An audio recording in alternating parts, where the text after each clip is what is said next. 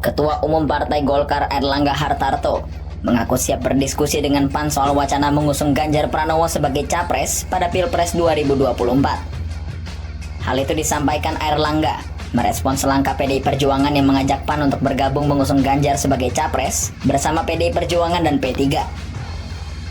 Terkait hal ini, Airlangga pun mengatakan bahwa PAN juga sudah menyampaikan akan berkoordinasi juga dengan Golkar.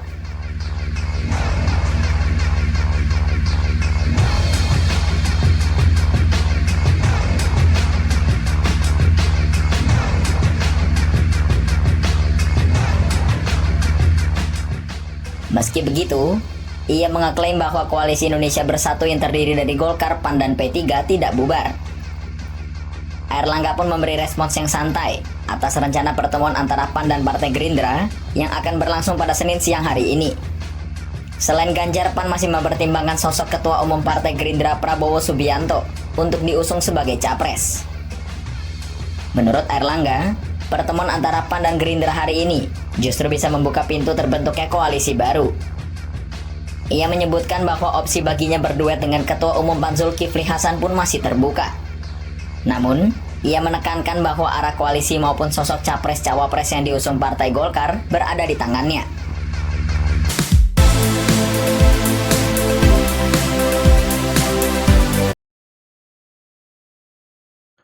Halo semuanya, selamat datang di Tepix Channel.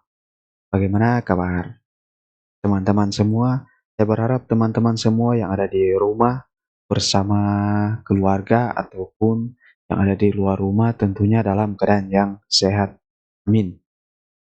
Oke, video kali ini mengenai Pak Ganjar Pranowo, calon presiden dari Partai PDI Perjuangan yang dukungannya semakin hari semakin nyata, yaitu Ketua Umum Partai Golkar Airlangga Hartarto mengaku siap berdiskusi dengan PAN soal wacana mengusung Ganjar Pranowo sebagai capres pada Pilpres 2024. Hal itu disampaikan Airlangga merespon langkah PDIP yang mengajak PAN untuk bergabung mengusung Ganjar sebagai capres bersama PDIP dan PPP atau P3. Untuk melengkapi video tadi, kita akan menonton opini dari Papa Dimas yang saya ambil dari channel Siwar TV. Dan pastinya video ini bakal menarik. Penasaran? Oke, kita akan lanjut ke full videonya. Yang belum subscribe, silakan subscribe dulu channel ini agar channel ini lebih cepat berkembang.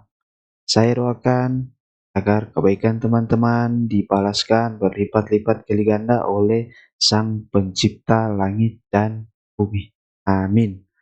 Oke, bagaimana isi lengkap dari video ini? Mari kita simak bersama. Dukungan kepada Ganjar Pranowo yang semakin nyata, sementara Anies Baswedan masih tetap gitu-gitu aja.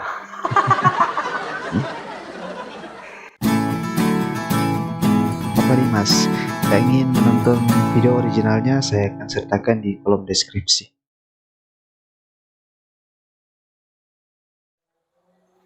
Salam damai untuk Indonesia, berjumpa lagi bersama saya, Papa Dimas. Info kali ini datangnya dari dukungan kepada Ganjar Pranowo yang semakin nyata, sementara Anies Baswedan masih tetap gitu-gitu aja. Kemarin, Partai Amanat Nasional, akhirnya ya PAN, dengan Ketua Umumnya Zulkifli Hasan ini datang ke markasnya PDIP, ditemui oleh Ketua Umum PDIP Megawati Soekarno Putri, kemudian Ketua DPR Puan Maharani, dan Gubernur Jawa Tengah yang sekaligus bakal calon presiden dari PDIP Ganjar Pranowo. Mereka sepakat untuk bekerja sama dalam bidang politik ke depannya. Meskipun tidak secara gamblang menyatakan bahwa PAN ini mendukung Ganjar Pranowo sebagai bakal calon presiden, dan akan menentukan koalisi dengan PDIP, tapi arahnya ke sana. Memang belum. Ini baru awal, pertemuan awal. Setelah dulu sempat ragu-ragu, pada akhirnya Zulkifli Hasan ini dari Partai Amanat Nasional datang ke PDIP. Ganjar Pranowo sendiri mengatakan bahwa ini insya Allah 100% akan berkoalisi dengan PDIP. Nah, dengan demikian, PAN akan menjadi partai parlemen kedua setelah sebelumnya Partai Persatuan Pembangunan atau P3 yang menyatakan dukungan kepada Ganjar Pranowo dan melakukan koalisi dengan PDIP. Kemudian sekarang ada Partai Amanat Nasional. Sebelumnya sudah ada 3 partai non-parlemen yang menyatakan dukungan kepada Ganjar Pranowo. Ada PSI, meskipun nggak dianggap. Ada Hanura dan juga ada Perindo.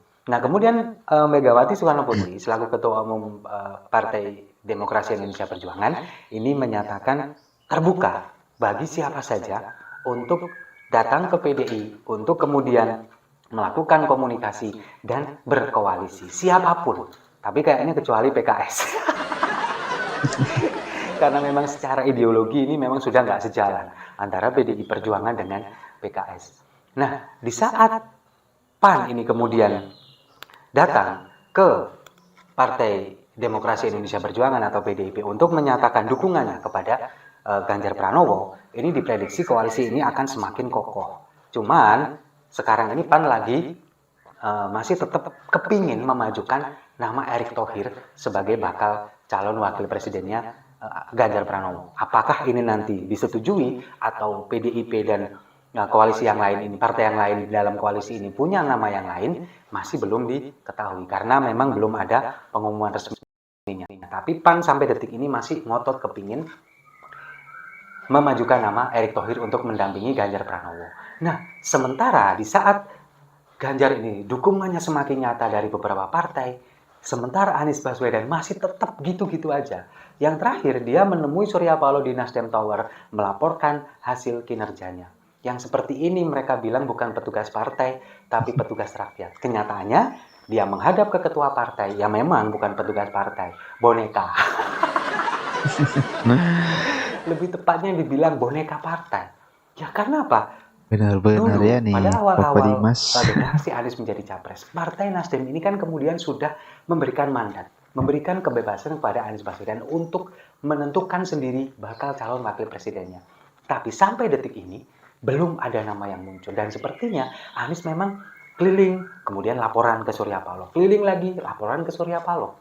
Seperti itu saja terus, dan dalam koalisi ini sendiri pun sepertinya juga meskipun di banyak media mereka mengatakan bahwa koalisi semakin solid, koalisi ini semakin kokoh, meskipun penangkapan Joni Plate tidak mempengaruhi koalisi ini, tapi kenyataannya sampai detik ini yang kemarin dibilang akan mengumumkan bakal calon wakil presidennya dalam 1 atau 2 hari ke depan, tapi kenyataannya sampai sekarang juga belum melakukan itu. Karena apa ya? Mungkin dari koalisi sendiri, mungkin Anies sudah memajukan nama, tapi dalam koalisi sendiri sepertinya nggak sepakat.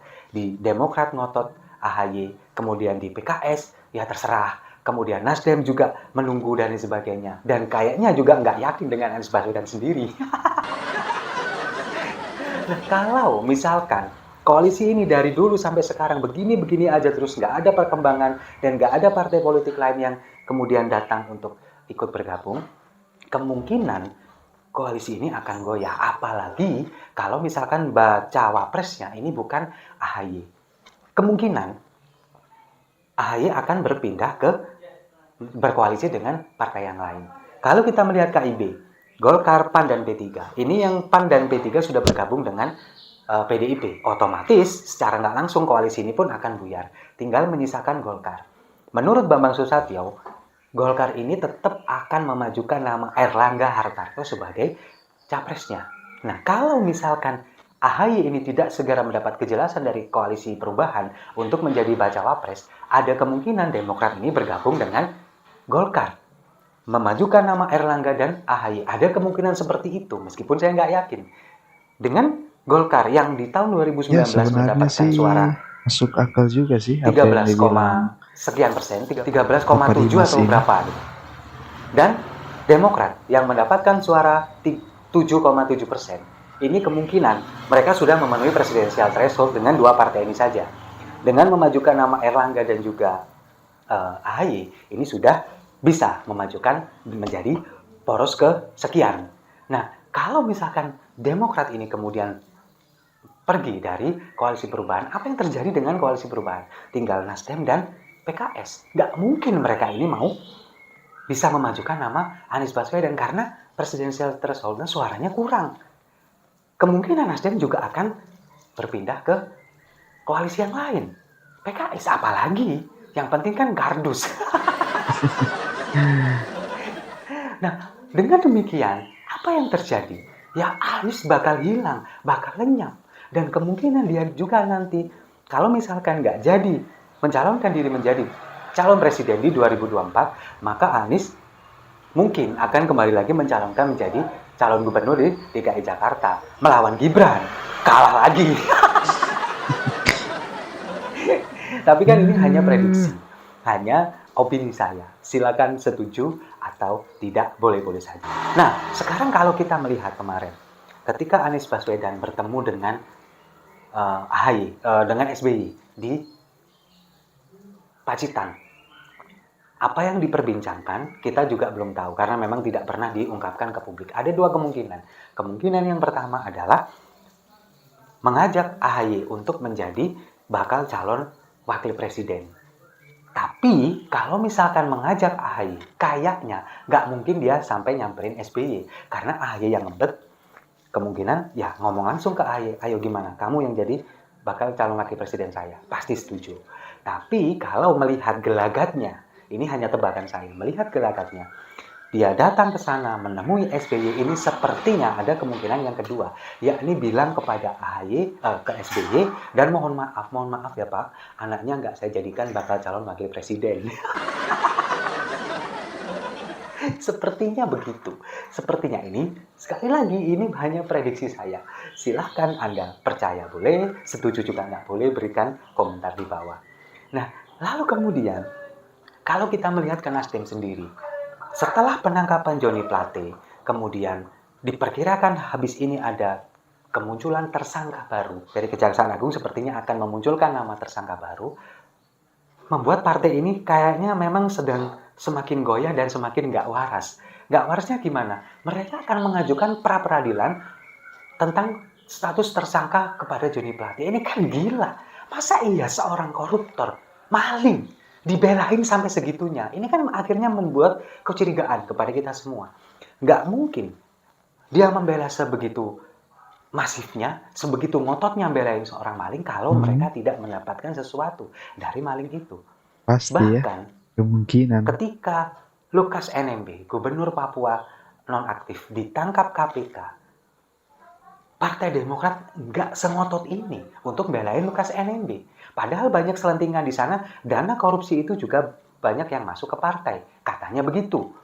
Sekarang, dengan kondisi maling, duit tower 8 triliun, kemudian nggak mungkin memang ini dikelola sendiri oleh Joni G. Plate, kemudian melihat gelagatnya Nasdem yang kemudian mengajukan pra-peradilan dan belum tahu bagaimana apakah Joni Plate ini nanti dijadikan justice kolaborator, sepertinya ada gelagat seperti itu. Mereka membela dan kemungkinan bisa jadi merasakan juga 8 triliun itu.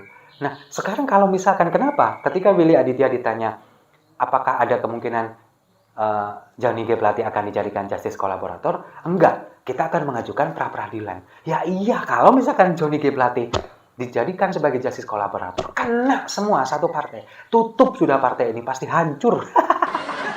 Semuanya bakal kena. Itu yang nggak mau terjadi di pihak Nasdem sendiri. Makanya mereka menuntut pra-peradilan atas status tersangka Joni G. Plate. Memang benar nggak punya malu. Nah, ini akhirnya yang kemudian membuat Nasdem sekarang sepertinya goyah, meskipun seolah-olah mereka bilang koalisi tetap solid, kemudian tetap mendukung Anies Baswedan dan lain sebagainya.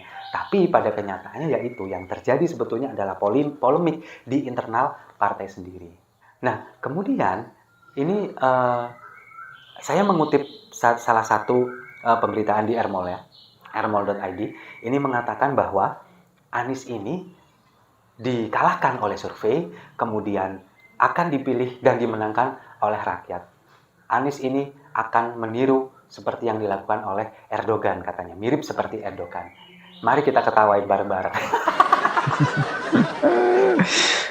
Erdogan menang. Mereka berharap Anies juga seperti Erdogan menang. Tapi ingat, Erdogan nggak pernah melubangi jalan pakai sumur. Setuju ya? Kalau setuju, mari kita minum kopinya sama-sama untuk Indonesia lebih maju.